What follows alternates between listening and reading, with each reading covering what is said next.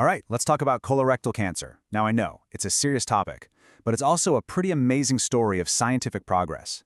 It's a disease that a lot of us have heard of, but maybe don't really know the specifics about. So in this explainer, we're going to break it all down. What it is, who it affects, and most importantly, what we can do to fight it. Okay, let's get right into it. First things first, let's start with a number that just, well, it stops you in your tracks. 1.9 million. That's how many new cases of colorectal cancer are diagnosed around the world every single year. Just think about that for a second. It's a huge figure, and behind every one of those numbers is a real person, a real family. So where does that 1.9 million actually fit in the grand scheme of things? Well, this is no rare disease. It makes up about 10% of all cancer diagnoses. That makes it the third most common cancer out there and the second leading cause of cancer deaths on the entire planet. So yeah, this isn't some fringe issue. It's a major public health challenge. That brings us to our first big question. Who is most at risk? Because the way this disease spreads across the globe actually tells us a really interesting story about our modern world. Now, what's really fascinating here is the pattern. For a long time, colorectal cancer was seen as a disease of wealthier, developed nations, and you can see that in the high rates. But look at what's happening in developing countries. The rates are climbing, and they're climbing fast.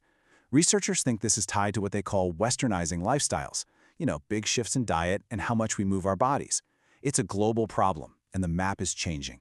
Okay, so we know it's a huge problem, but how does it actually start?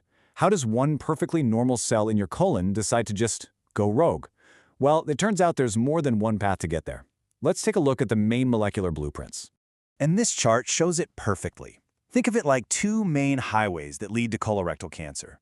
The big one, the superhighway that about 85% of cases take, is called chromosomal instability, or CIN.